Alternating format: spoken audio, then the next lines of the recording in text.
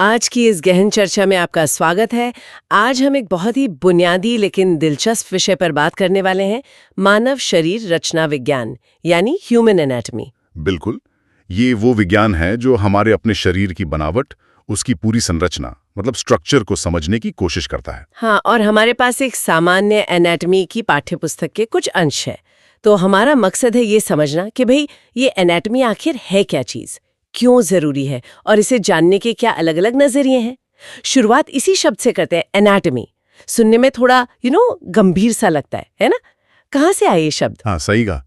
ये शब्द असल में ग्रीक भाषा से आया है। एक शब्द है एनाटॉमी। एनाटॉमी। हाँ, एनाटॉमी। और इसका मतलब होता है काटना या चीरना। मतलब कटिंग अप। अच्छा।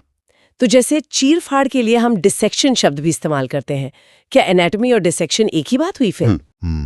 अच्छा सवाल है। देखिए, डायसेक्शन जो शब्द है वो इसका लैटिन भाषा का इक्विवेलेंट है, मतलब समानार्थी कह सकते हैं। लेकिन और ये बहुत जरूरी बात है, ये दोनों शब्द एक ही चीज नहीं है। अच्छा। हाँ, डायसेक्शन असल में शरीर को काटकर उसकी अंदरूनी बनावट देखने का एक तरीका है, एक टेक्निक है बस। जबकि एनाटॉमी वो तो अपने आप में अध्ययन का एक बहुत बड़ा, बहुत व्यापक क्षेत्र है। ये बात और है कि हाँ, इतिहास में खासकर शुरुआती दिनों में एनाटॉमी को समझने का मुख्य जरिया डायसेक्शन ही था। समझ गई। तो डायसेक्शन एक टूल है, एनाटॉमी पूरा सब्जेक्ट है। ठीक है। तो फिर सवाल ये उठता है कि ये सब्जेक्ट इतना जरूरी क्यों है? मतलब मेडिकल फील्ड में या हमारी अपनी हेल्थ को समझने में इसका क्या रोल है? देखिए, एनाटॉमी को आप ऐसे समझ सकते हैं कि ये पूरी मेडिकल साइंस की इमारत की नींव है, एकदम बुनियाद। शरीर काम कैसे करता है, जिसे हम फिजियोलॉजी कहते हैं, या उसमें बीमारियां कैसे होती हैं यानी पैथोलॉजी। ये सब कुछ समझने के लिए पहले ये जानना तो पड़ेगा ना कि शरीर बना कैसे है, उसकी संरचना क्या है। हाँ, बात तो सही है। बिल्कुल। इसके बिना आगे बढ़ना मतलब हवा में तीर चलाने जैसा है। एक बहुत अच्छी कहावत भी है जो आपने भी शायद सुनी हो। बताइए। कहते हैं कि एनाटॉमी फिजियोलॉजी के लिए वही है जो भूगोल इतिहास के लिए है। वाह, क्या बात है। मतलब जैसे बिना नक्शे के इतिहास समझना मुश्किल है, वैसे ही बिना एनाटॉमी के शरीर का काम समझना मुश्किल है। बिल्कुल सही। एनाटॉमी वो मंच है, वो स्टेज है जिस पर शरीर की सारी क्रियाएं होती हैं। और एक बात और, मेडिकल की जो इतनी सारी मुश्किल लगने वाली शब्दावली है ना, उसका एक बड़ा हिस्सा एनाटॉमी से ही आता है। तो ये एक तरह से मेडिकल की भाषा सीखने जैसा भी है। हाँ, ये बात तो है। तो क्या आज भी एनाटॉमी का मतलब मुख्य रूप से वही है, मतलब शवों का अध्ययन या डिसेक्शन, जैसा कि इसके नाम की उत्पत्ति से लगता है, या अब दायरा कुछ बदला है? हाँ, डिसेक्शन आज भी महत्वपूर्ण है, खासकर मेडिकल स्टूडेंट्स के लिए। लेकिन एनाटॉमी अब सिर्फ वहीं तक सीमित नहीं रही। तो फिर और क्या क्या शामिल है इसमें? अब तो हम उन सभी मुमकिन तकनीकों का इस्तेमाल करते हैं जिनसे शरीर की संरचना के बारे में हमारी समझ और बढ़ सके। चाहे वो जीवित शरीर हो या मृत, चाहे वो चीजें हों जो नंगी आंख से दिखती हैं या वो जो माइक्रोस्कोप से ही दिखती हैं। अच्छा, तो मतलब एनाटॉमी को समझने के कई अलग अलग लेंस या कह सकते हैं दृष्टिकोण बन गए हैं। तो क्या इन अलग अलग तरीकों को कुछ मुख्य हिस्सों या उपविभागों में बांटा गया है? मुझे याद आ रहा है, स्रोत में शायद कोई 10-11 का जिक्र था। वो तो बहुत ज्यादा लगता है। क्या हम मुख्य तरीकों पर बात कर सकते हैं? हाँ बिल्कुल। अध्ययन की आसानी के लिए एनाटॉमी को कई सब डिविजन्स में बांटा गया है।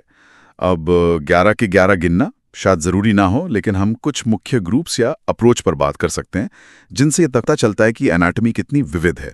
सबसे पहला और शायद सबसे क्लासिक तरीका वो है जिसके बारे में ज्यादातर लोग सोचते हैं जब वो एनाटॉमी सुनते हैं। आप कैडावेरिक एनाटॉमी की बात कर रहे हैं, मतलब मृत शरीरों का अध्ययन? हाँ बिल्कुल, कैडावरिक एनाटॉमी। इसमें एम्बाल्म किए हुए यानी संरक्षित मृत शरीरों का अध्ययन किया जाता है, और आमतौर पर यह बिना किसी खास उपकरण के, मतलब अपनी आंखों से किया जाता है। इसीलिए इसे ग्रॉस एनाटॉमी भी कहते हैं। ग्रॉस मतलब बड़े पैमाने पर। Okay, gross anatomy. अब इस ग्रॉस एनाटॉमी को करने के भी दो मुख्य तरीके हैं। इसमें भी दो तरीके?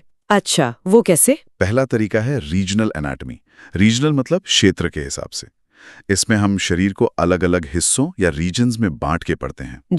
जैसे मान लिए हम सिर्फ हाथ की एनाटॉमी पढ़ रहे हैं, तो हाथ की सारी हड्डियां, मांसपेशियां, नसें, आर्टरीज, सब कुछ एक साथ उसी हिस्से में पढ़ेंगे। फिर पैर का पढ़ेंगे, फिर छाती, फिर पेट, फिर सिर, गर्दन और मस्तिष्क। ये तरीका खास तौर पर सर्जन्स के लिए बहुत काम का होता है, क्योंकि उन्हें शरीर के खास हिस्से पर ही फोकस करना होता है। समझ गई। जैसे एक शहर को अलग-अलग इलाकों में बांटकर समझना। ठीक है। और दूसरा तरीका क्या है? दूसरा तरीका है सिस्टेमिक एनाटॉमी। Systemic anatomy? हाँ, इसमें शरीर को उसकी प्रणालियों यानी सिस्टम्स के आधार पर समझा जाता है। सिस्टम्स मतलब? जैसे पाचन तंत्र। हाँ, बिल्कुल, जैसे हम पूरे शरीर की सारी हड्डियों का सिस्टम यानी कंकाल प्रणाली, स्केलेटल सिस्टम एक साथ पढ़ेंगे। इसे ऑस्टियोलॉजी कहते हैं। फिर पूरे शरीर की सारी मांसपेशियां, मस्कुलर सिस्टम मायोलॉजी, फिर सारे जोड़, जॉइंट्स, आर्थ्रोलॉजी, फिर खून की नसें, वैस्कुलर सिस्टम, एंजियोलॉजी, फिर नर्वस सिस्टम, न्यूरोलॉजी, और इसी तरह पाचन तंत्र, श्वसन तंत्र, यूरोजेनिटल सिस्टम वगैरह। शरीर के अलग अलग सिस्टम कैसे एक दूसरे से जुड़कर काम करते हैं, ये समझने के लिए ये तरीका ज्यादा अच्छा है। अच्छा, तो ये तो हुई मृत शरीर की बात, रीजनल और सिस्टमिक तरीके से। लेकिन आपने कहा था कि मॉडर्न एनाटॉमी इससे कहीं आगे है। तो क्या जीवित इंसानों पर भी एनाटॉमी का अध्ययन होता है? ये कैसे मुमकिन है बिना चीर-फाड़ के? हाँ, बिल्कुल होता है, और ये बहुत बहुत जरूरी है। इसे कहते हैं लिविंग एनाटॉमी। Living anatomy? और इसके कई तरीके हैं जिनका इस्तेमाल हम और आप रोज डॉक्टरों को करते हुए देखते हैं। सच में? जैसे पहला तो है निरीक्षण, इंस्पेक्शन। सिर्फ देखकर शरीर की सतह पर कोई बदलाव, कोई सूजन या बनावट को समझना। फिर है पल्पेशन। पैल्पेशन मतलब छूकर महसूस करना। जैसे डॉक्टर नब्ज देखते हैं ना, हाँ, वो असल में धमनी की धड़कन महसूस कर रहे होते हैं। हाँ। या कहीं कोई गांठ या सूजन तो नहीं, ये छूकर पता लगाते हैं। या कोई मांसपेशी कैसे सिकुड़ रही है, ये सब पैल्पेशन है। अरे हाँ, ये तो डॉक्टर करते ही हैं। बिल्कुल। फिर आता है प्रकर्षण। उंगलियों से ठोक ठोक कर अंदरूनी अंगों की स्थिति या घनत्व का अंदाजा लगाना। जैसे छाती पर ठोक कर फेफड़ों में हवा भरी है या पानी, इसका पता चलता है। और फिर है ऑस्कल्टेशन। ऑस्कल्टेशन? ये क्या है? ये है आला लगाकर सुनना, मतलब स्टेथोस्कोप से। दिल की धड़कन सुनना, फेफड़ों में सांस की आवाज कैसी है, पेट में आंतों की गड़गड़ाहट सुनना, ये सब ऑस्कल्टेशन है। अरे वाह, ये तो रोजमर्रा की डॉक्टरी जांच हुई। तो ये सब भी एनाटॉमी का हिस्सा है। मुझे तो लगता था ये बस फिजिकल एग्जामिनेशन के तरीके हैं। ये एग्जामिनेशन के तरीके हैं, लेकिन इनकी बुनियाद लिविंग एनाटॉमी ही है। डॉक्टर ये सब इसलिए कर पाते हैं क्योंकि उन्हें पता है कि त्वचा के नीचे कौन सा अंग कहाँ है, उसकी सामान्य स्थिति और आवाज कैसी होनी चाहिए। और इसके अलावा और भी एडवांस तरीके हैं, जैसे एंडोस्कोपी। एंडोस्कोपी, जिसमें कैमरा वाली ट्यूब डालते हैं? हाँ भाई, कैमरा वाली पतली ट्यूब शरीर के अंदर डालकर अंगों को सीधे स्क्रीन पर देखना। जैसे पेट के लिए गैस्ट्रोस्कोपी या फेफड़ों के लिए ब्रोंकोस्कोपी। ये सब लिविंग एनाटॉमी है। ठीक है, तो ये हो गया जीवित शरीर का बाहरी या थोड़ा अंदरूनी अध्ययन। लेकिन आजकल तो हम शरीर के और भी अंदर बिना काटे देख सकते हैं। एक्सरे है, सीटी स्कैन है, एमआरआई है। क्या ये सब भी एनाटॉमी में आता है? हाँ, बिल्कुल। और ये आज के जमाने की एक बहुत ही महत्वपूर्ण और तेजी से बढ़ती हुई ब्रांच है, रेडियोग्राफिक और इमेजिंग एनाटॉमी। इसमें x ray, CT scan, MRI, ultrasound जैसी तकनीकों से जो तस्वीरें मिलती हैं ना, उनका इस्तेमाल करके शरीर के अंदरूनी अंगों, हड्डियों और दूसरी संरचनाओं का अध्ययन किया जाता है। अच्छा। हाँ, इससे हमें पता चलता है कि अंदर सब कुछ सामान्य है या नहीं, कोई टूट-फूट, कोई ट्यूमर या कोई और गड़बड़ी तो नहीं। स्रोत में भी छाती के एक्सरे का उदाहरण था, वो क्लासिक इमेजिंग एनाटॉमी है। ये तो सच में मेडिकल साइंस की क्रांति जैसा रहा होगा। ठीक है, तो हमने बड़े पैमाने पर संरचना देखी मृत शरीर में, रीजनल और सिस्टेमिक तरीके से, फिर जीवित शरीर में बाहरी जांच और इमेजिंग से अंदर देखा। क्या और भी लेवल्स हैं एनाटॉमी को समझने के, मतलब जैसे बहुत ही छोटा लेवल, माइक्रोस्कोप वाला? हाँ बिल्कुल, अगर हम और जूम इन करें, बहुत बारीक स्तर पर जाएं, तो आती है हिस्टोलॉजी। इसे माइक्रोस्कोपिक एनाटॉमी भी कहते हैं। हिस्टोलॉजी मतलब ऊतकों का अध्ययन, टिश्यूज का? हाँ बिल्कुल, इसमें हम शरीर के ऊतकों, टिश्यूज और उनसे भी छोटी इकाइयों यानी कोशिकाओं, सेल्स की संरचना का अध्ययन माइक्रोस्कोप की मदद से करते हैं। ये समझने के लिए कि हमारे अंग किन चीजों से बने हैं, कोशिकाएं कैसे व्यवस्थित हैं और बीमारियां कैसे सेलुलर लेवल पर असर डालती हैं, ये बहुत जरूरी है। ये भी बहुत महत्वपूर्ण लगता है। अच्छा, एक और शब्द मैंने स्रोत में देखा था, एम्ब्रियोलॉजी।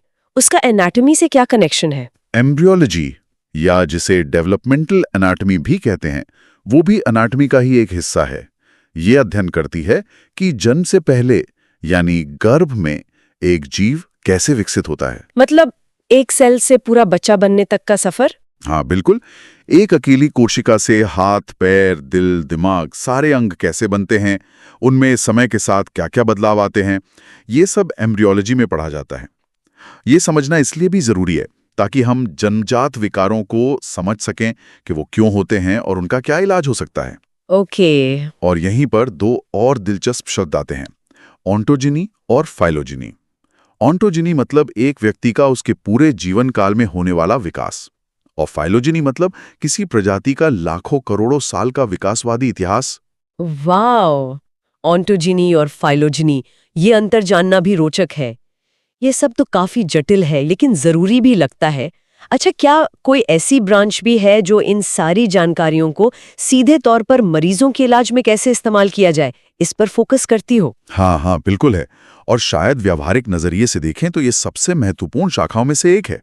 इसे कहते हैं अप्लाइड एनाटॉमी या फिर क्लिनिकल एनाटॉमी। अप्लाइड या क्लिनिकल, नाम से ही लग रहा है कि ये प्रैक्टिस से जुड़ा है। हाँ बिल्कुल, जैसा नाम वैसा काम। ये एनाटॉमी के ज्ञान को सीधे सीधे मेडिकल प्रैक्टिस और सर्जरी में लागू करने के बारे में है। डॉक्टर और सर्जन अपने रोज के काम में, चाहे वो बीमारी का पता लगाना, डायग्नोसिस हो या कोई ऑपरेशन करना हो, वो एनाटॉमी के ज्ञान का इस्तेमाल कैसे करते हैं, यही इसका फोकस है। अच्छा। और इसी से काफी मिलती जुलती है सरफेस एनाटॉमी, ये टोपोग्राफिक एनाटॉमी। ये भी क्लिनिकल प्रैक्टिस के लिए बहुत जरूरी है। इसमें हम सीखते हैं कि शरीर की सतह यानी त्वचा से अंदर के अंग कितनी गहराई पर हैं, कहाँ स्थित हैं। जैसे डॉक्टर को पता होता है कि हाथ में नस कहाँ मिलेगी इंजेक्शन लगाने के लिए, या पेट के किस हिस्से में दर्द होने पर किस अंग की समस्या हो सकती है। स्रोत में पैर की एक खास धमनी, डोर्सालिस पीडिस आर्टरी को महसूस करने का उदाहरण दिया था। वो सरफेस एनाटॉमी का एक बेहतरीन उदाहरण है। सर्जन के लिए तो ये बेहद जरूरी है। अफाड़ना नहीं है जैसा कि शुरू में लगा था। ये तो एक बहुत बड़ा कैनवस है जिसमें शरीर को समझने के लिए कई अलग अलग तरह के ब्रश इस्तेमाल होते हैं। बड़े पैमाने पर देखना, जीवित अवस्था में जांचना, अंदर की तस्वीरें लेना, माइक्रोस्कोप से देखना, विकास के नजरिए से समझना और फिर इन सब को असल जिंदगी में इलाज में इस्तेमाल करना, ये सारे दृष्टिकोण मिलकर ही शरीर की एक पूरी तस्वीर बनाते हैं। बिल्कुल सही कहा आपने। ये जो अलग अलग शाखाएं या उप विभाग हैं, ये हमें यही दिखाते हैं कि मानव शरीर कितना जटिल है, कितना मल्टी डायमेंशनल है। आप इसे सिर्फ एक तरीके से पूरी तरह नहीं समझ सकते।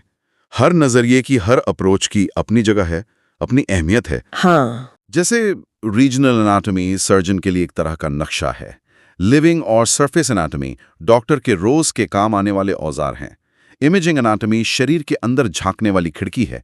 हिस्टोलॉजी एकदम बारीक जांच पड़ताल है। एम्ब्रियोलॉजी हमें बताती है कि हम बने कैसे, और क्लिनिकल एनाटॉमी इन सबको जोड़कर मरीज की भलाई के लिए इस्तेमाल करती है। तो हमने देखा कि कैसे ये कहानी काटने वाले ग्रीक शब्द से शुरू हुई और आज जेनेटिक्स और हाई-टेक इमेजिंग तकनीकों तक पहुंच गई है। ये सच में दिखाता है कि ज्ञान का सफर कितना लंबा और कितना रोमांचक हो सकता है। हाँ बिल्कुल, और ये हमें भविष्य के बारे में सोचने पर भी मजबूर करता है। यहाँ एक दिलचस्प सवाल मन में आता है। क्या? कि जिस तरह से इमेजिंग तकनीकें, जैसे हमने रेडियोग्राफिक एनाटॉमी की बात की, और माइक्रोस्कोपी, हिस्टोलॉजी लगातार बेहतर हो रही हैं, तो क्या भविष्य में संरचना को देखने और समझने का हमारा तरीका और भी ज्यादा बदल जाएगा? आप किस तरह के बदलाव की बात कर रहे हैं? मतलब और बेहतर तस्वीरें? शायद उससे भी ज्यादा। मेरा मतलब है, क्या हम किसी दिन जीवित शरीर में मॉलिक्यूलर लेवल पर या जेनेटिक लेवल पर संरचना को रियल टाइम में देख पाएंगे? देखिए, आज हम जेनेटिक्स को भी एनाटॉमी की एक शाखा मानते हैं, क्योंकि हमारे जीन्स ही तो हमारे संरचना का ब्लूप्रिंट तैयार करते हैं। और एक्सपेरिमेंटल एनाटॉमी ये समझने की कोशिश करती है कि हमारी बनावट पर किन बाहरी और अंदरूनी कारकों का असर पड़ता है। हाँ। तो हो सकता है भविष्य में टेक्नोलॉजी की मदद से संरचना यानी एनाटॉमी और कार्य यानी फिजियोलॉजी के बीच की जो रेखाएं हैं, वो मॉलिक्यूलर स्तर पर और भी ज्यादा धुंधली हो जाएं। हम शायद देख पाएं कि कोई अणु कैसे काम कर रहा है और उसकी संरचना कैसी है एक साथ। ये तो वाकई सोचने वाली बात है कि क्या हम किसी दिन सिर्फ बनी बनाई संरचना को ही नहीं, बल्कि उसके बनने की प्रक्रिया और उसके काम करने के तरीके को एक साथ एक ही लेवल पर देख पाएंगे? हाँ, ये सोचना दिलचस्प है कि आने वाली नई टेक्नोलॉजीज चाहे वो क्वांटम इमेजिंग हो या कोई एडवांस्ड जेनेटिक मैपिंग टूल, वो एनाटॉमी के सदियों पुराने विज्ञान को और कैसे बदल सकती हैं और मानव शरीर के कितने और रहस्य खोल सकती हैं। ये एक ऐसा सफ़र है जो अभी रुका नहीं है, ये तो अभी चल रहा है।